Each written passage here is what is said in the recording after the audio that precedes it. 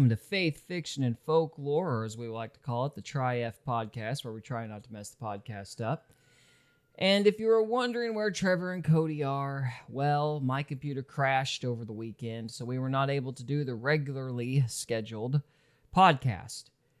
So, since they weren't able to reschedule, I decided to go ahead and do the podcast myself, since this whole blasted situation is my fault. Now, I have been reacting to the congressional hearing that took place recently in Congress about UFOs. Hopefully, Trevor and Cody will be able to make it for the end of this reaction series, because we are breaking it up into 30-minute chunks. Last time I said 30 seconds, it's 30-minute chunks. And hopefully that'll make this whole thing a little more digestible rather than sitting through an entire 2-hour reaction. So we're going to see if that works. We're going to see if you guys like it. If you do like it, let us know. If you don't, we will maybe try to do a reaction video in one whole sitting next time. But we're going to attempt this 30-minute chunk thing this time and see if it plays well on YouTube. If it doesn't, we'll do something else. But anyway, so we are currently in the Q&A portion of the congressional hearing. The first half of it that I listened to, I was not particularly impressed. The whistleblowers started out with these, pretty good speeches talking about the importance of disclosure, and then they didn't disclose anything. It's been a lot of, well, I can't talk about that. One guy was even like, I signed a sheet of paper. That I can't show you. It's on a brig. But I signed a sheet of paper saying I can't talk about this or that so I can get more information, which calls any other information he gets after that point into question. And then on top of that, that same guy was working for like counter espionage, which makes me smell the crooked hand of government propaganda. So, or just makes me smell government propaganda. Whatever the analogy is. It's like 5 o'clock in the morning right now. I'm exhausted.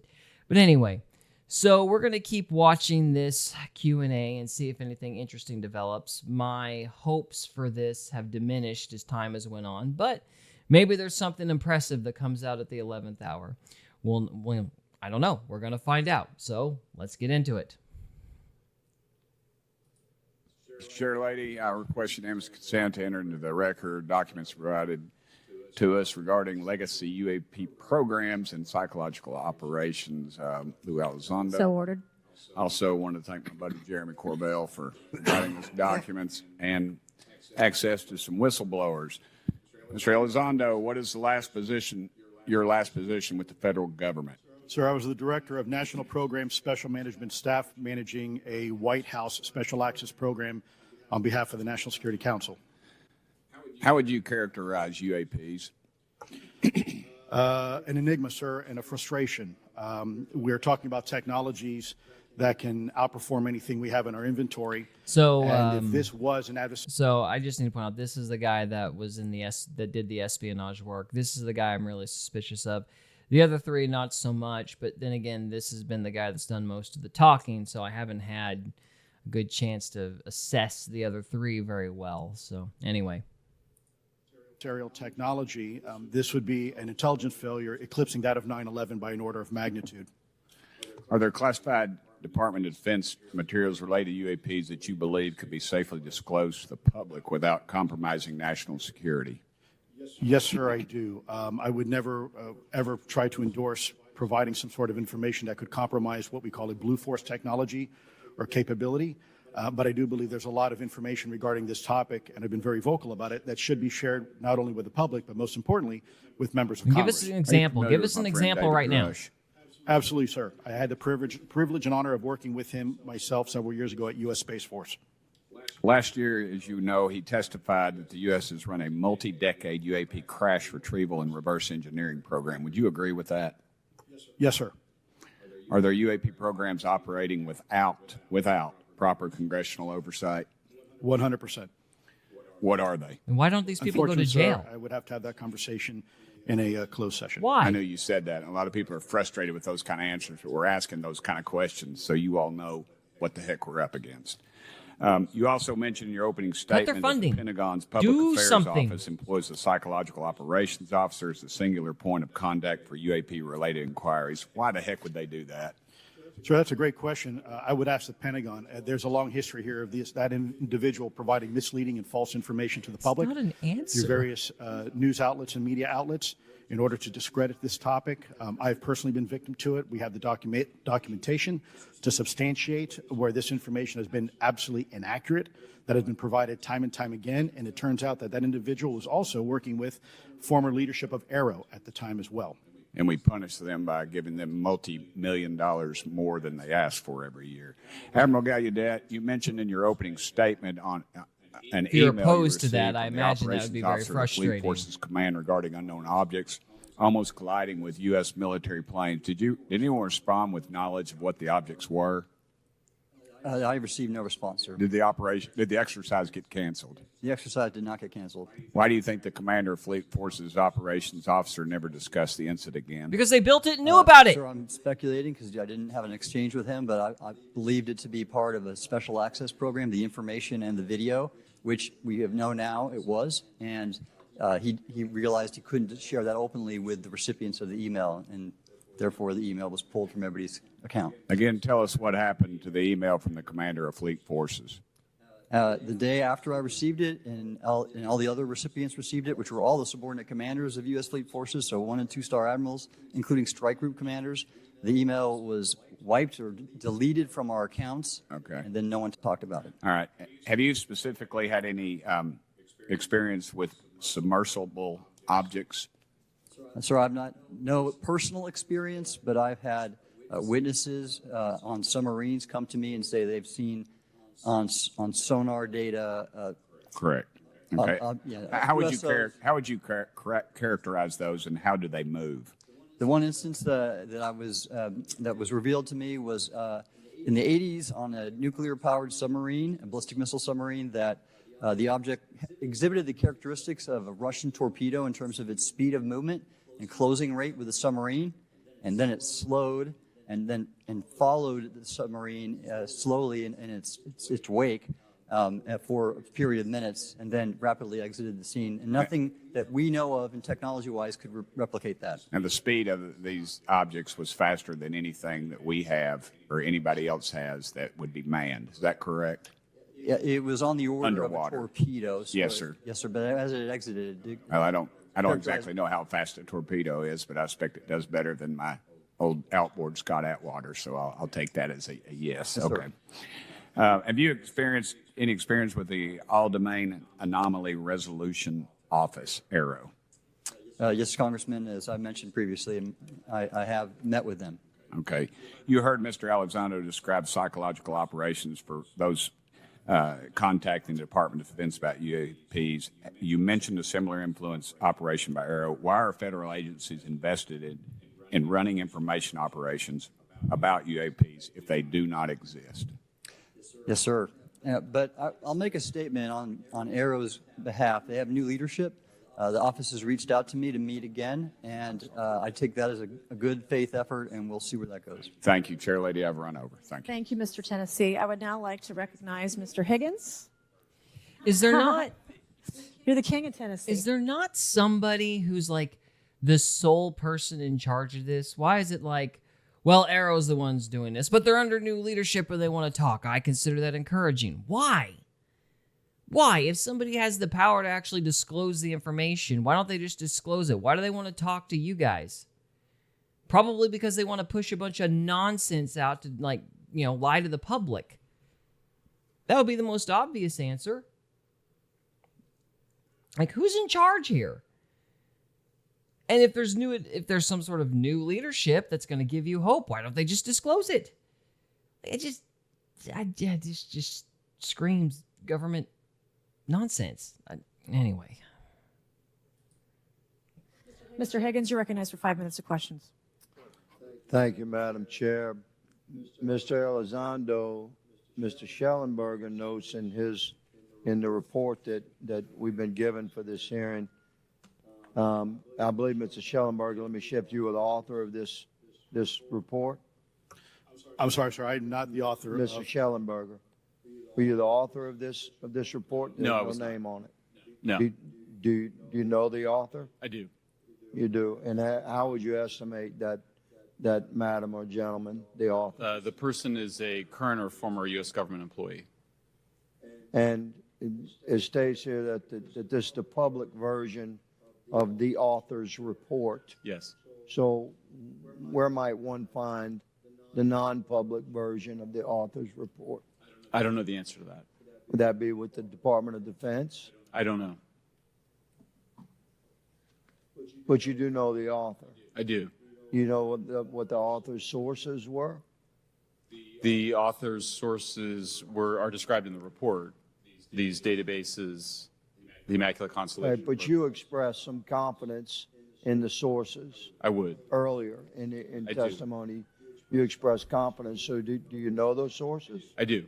Are they within the Department of Defense? I can't say. You can't say or you won't say? I won't say. Okay, why not? Because I protect my sources, and I think the But you're reason. not naming them. It's a big department. But many of us on my side of the aisle would say it's far too big. So you're talking about the Department of Defense, sources from within the Department of Defense? Could push him a little bit. I'm not willing to reduce the Okay. potential universe of where my sources might be. Okay, moving on. In this report, Mr. Elizondo, for reference, several types of allegedly alien craft or possibly alien craft or unknown aerial phenomena, what we used to call UFOs, are described. Spheres and orbs, discs and saucers, oval or tic-tac, triangular shape, boomerang and arrowhead, and irregular or organic. Mr. Elizondo, does that summarize to you the types of craft that we're discussing today? Sir, that is a general morphology, historically speaking, of Okay, many UAPs. so What? those What? descriptions, are very different craft. Is it your assessment that they would come of different origins?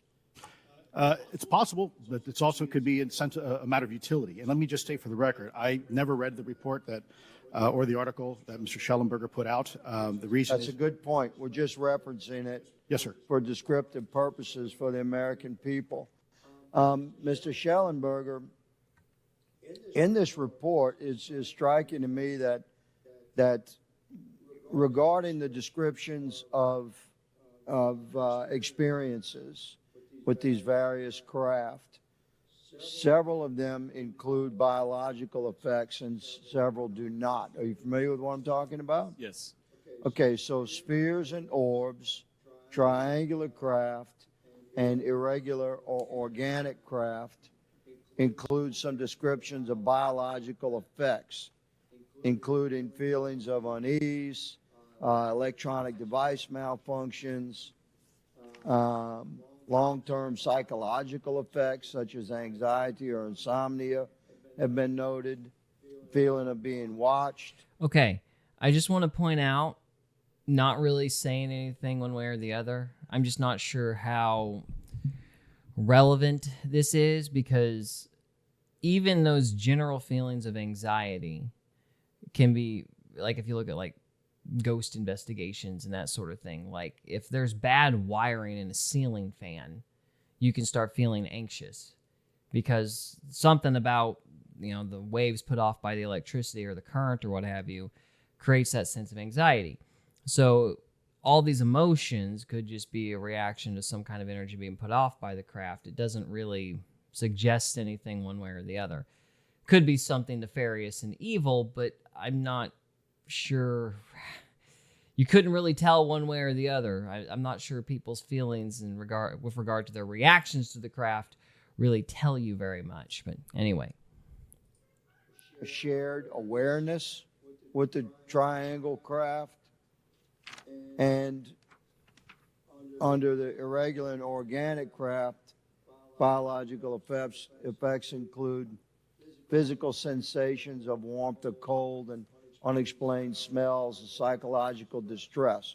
So these are very specific descriptions. That sounds like demonic of stuff. the reactions of human beings, which allegedly have been noted from from a study here, a report, did all of those experiences would have been described by the sources that the author used? I'm not sure I understand. This is a very broad description of biological effects, and it's striking to me that they are present with relation to some types of craft, but Right. absent in others. This would require a great deal of research and study. Can you explain that? My understanding is that this is the database is very large. It includes both the images, the videos, the still images, as well as the human intelligence, the reports, the raw data from individuals having these experiences. So in answer to your question, yeah, I mean, I think we're looking at a very large amount of data collected over many decades. And that data is held by the Department of Defense? Well, I will say that after I published, I was told that this program, that the USAP was actually managed by the Department of Defense, but held at the White House. Roger But that. that's a single source. Okay, so I'm going to take a minute here to postulate a theory, I guess. Could it be that some of this stuff is demonic in nature because of, demons mimic? That's kind of what they do. So if you've got this culture saturated in alien lore, they're going to manifest as UFOs or whatever. That might explain the orbs. Doesn't really explain the discs and the saucers and such, the physical craft. But maybe there's a correlation with the orbs and the anxiety and these emotions and the smells and all the stuff that this gentleman is describing. Don't know. I'm just throwing that out there. But this is very, very bizarre stuff. So either, it could just as likely be that these are human biological reactions to the waves being put out with the craft, by the craft, which is something I alluded to before. It's just hard to say, but that latter description makes me kind of go, okay, this is a spiritual component. And if you're dealing with data that's like collected for years and years and years, you could have spiritual stuff mixed in with like actual physical sightings, and nobody knows what's what. Just throwing that out there. I have no idea, but we'll see. We'll see if we learn anything more here in a second. And I don't have multiple sources to verify that. Thank you, sir. I did my best to trick an answer out of you, but I was partially successful. Madam Chair, I yield. Thank you. I now recognize Mr. Frost for 5 minutes of questions. Thank you. These Madam congressmen Chair. know. In addition to serving on this committee, the Oversight Committee, I also serve on the Science, Space, and Technology Committee, where we often discuss how essential data and evidence are used in science and used at departments such as NASA. During a hearing, NASA Administrator Nelson affirmed the importance of NASA in helping us to understand UAP. Mr. Gold, if the government doesn't have the data it needs on UAP because, say, someone who saw something is concerned about stigma, public backlash, etc., or maybe there's just not good systems in place, how are we supposed to ultimately figure out what's going on? Yeah, thank you for the question. And let me compliment Administrator Nelson that there wouldn't have been a UAP independent study team if it wasn't for his leadership and courage. We're talking about data and where we can get data from. As I described, NASA has whole archives of data, much of which I believe will likely have information that will help inform UAP. We need only look. And again, in an era with AI and ML, we can relatively quickly and easily go through it. So I think it's something that we should encourage NASA to do. However, per Chairman Grothman's comment about UAP focusing on national security. Sounds like they couldn't even if they wanted to, because the government's breathing down their throat, going, you better not. So this isn't really a question of what people want to do. It's like, are they being threatened and coerced to not do it? And if they're willing to go that far, then obviously a piece of paper or some sort of pressure presented by Congress isn't going to do anything. The only way to actually get results from these guys, if there's any results to even be had, is to pull their funding and go, until you guys are straightforward with us, we're not going to fund you. We'll take our chances with the terrorists. You guys are out of a job. Either put up or don't get your money. That's the only way you're going to get anything done. Like a piece of paper saying, oh, you better do this, isn't going to do anything. Subpoenas aren't going to do anything. Because, good night, they're just going to put out these spokespeople that'll say whatever the company line is. And for all we know, and I mentioned earlier that the congressmen know, what I meant by that was they're kind of starting to suspect that these guys are basically frontmen for the government, which I am inclined to agree. I mean, think about it. Why in the world would the government be interacting with these guys if not to disinform the public? Like, why would they drip information, some information about UFOs, but not all of the information? Why give these guys just partial facts? It's because they're trying to spin a narrative, and they're trying to use whatever little facts, regardless of whether there's actually been sightings or not. They're trying to drip facts out that will create an impression. So you're not going to get actual answers from these guys anyway. I mean, they're not whistleblowers. I don't know if that's officially what they're considered, but they're just, yeah, they're not, because they're still playing with, they're not putting themselves at risk to actually present information. And frankly, so far, we haven't even learned anything. We've learned there are craft. Well, we knew that before. There's cell phone images all over the world showing that we know that already. We've been sitting here at this point for an hour and 15 minutes, hour and 14 minutes, and we've learned nothing. Except there are ships, and we don't know what they are. Or if we do know what they are, we're not going to tell you. Or they're not going to tell you. This is just a waste of time, and I think the congressmen are starting to put that together. Sites. I believe there's something, sir, that you may have heard of called sensor bias. That because we've got more cameras, more monitoring of national security, we don't know how extensive UAP activity may be over civilian areas. And this is to the second part of your question, where we're not collecting the data. We're not collecting sufficient data from pilots. We're not collecting sufficient data from civilian and commercial activities. And this is, again, where ASRS, I think, could substantially change that, get the data out there, and allow us to do good science. Yeah. Thank you. I mean, on the data, I'm a really big proponent of transparency. But obviously, there's always a little bit of balance that we have to have in government on transparency as well. I mean, last year, NASA appointed a director of UAP research in response to the recommendation by the independent study team. In the final report, there's a quote: "Despite numerous accounts and visuals, the absence of consistent, detailed, and curated observations means we do not presently have the body of data needed to make definite and scientific conclusions about UAP." Can you just talk really quickly about that balance of security and transparency? So I can say, having served at NASA, it is the most transparent organization I've ever been in. When we would have conversations of executive leadership, things would leak out almost instantly. So I can assure you, intentionally or not, NASA's very transparent. I don't know if many of you have worked with engineers or scientists. They love to talk. So I believe that NASA is a just paradigm nonsense. of transparency. But we must have the ability and the data to be able to be transparent with. And if we're not gathering that, if we're not looking at it, then we can't bring NASA into the game and get to that good science that you need. It was about a year ago, I was touring a facility with a pretty senior government official. We went by a certain hangar, and they said, yeah, that's, a company leases that out. We don't really know what's going on in there. We have no way of knowing what's going on in there. That's disconcerting. And there was a few of those, in fact, while we were driving around this facility. To what extent do you think that's the most educational piece of information we've gotten all night? The UAP out there comes from off the books or unauthorized experimental aircraft? I mean, I think probably the vast majority of UAP are drones, experimental aircraft, I actually weather agree with that. conditions, That's which is, again, why I probably say what's if we going review the on. data, I think we're going to discover a lot about things we weren't even thinking about. But there is a percentage that isn't. And looking Why? into those anomalies is how discoveries will be made. And relative to science, Congressman, if I can say, when NASA studies black holes, when NASA studies galaxies, we have instruments that are tailored to do so. With UAP, we're using cockpit gun cameras or cell phones.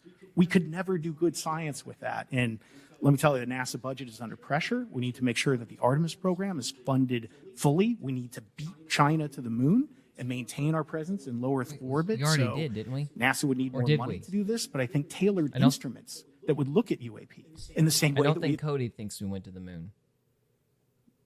I don't know either way, but yeah. Did we? If we did, we've already beat China. I'm pretty sure China hasn't been there in any case, but anyway. tailored instruments to look at astronomical data is important to gathering valuable and uniform information. If we were studying black holes by using fighter cockpit cameras, we probably wouldn't know that much about black holes. 100%. Well, I think it's important that federal leaders take the necessary steps to ensure that UAP does not pose threats to the American public as well, and that we have the necessary budgets to collect this data so we can actually see what's going on. And I'm fully supportive of funding the Artemis mission. I think it's very important. Also, a personal note, the pilot is a frat brother of mine. He is a member of the Phi Beta Sigma Fraternity Incorporated, and so I would love to see my fraternity make it to the moon. But Redwire is building the cameras for Artemis, so we will take some pictures of your frat brother and get them. There we go. Thank you so much. I yield back. Thank you. I will now recognize Ms. Luna for 5 minutes of questioning. Mr. Elizondo, to your knowledge, can you name the country and around time frame that the first back engineered UAP program started? Ma'am, unfortunately, I would not be able to have that conversation in public. Can anyone on the panel name that? I cannot. None of you? Okay. This next question is for Mr. Gallaudet.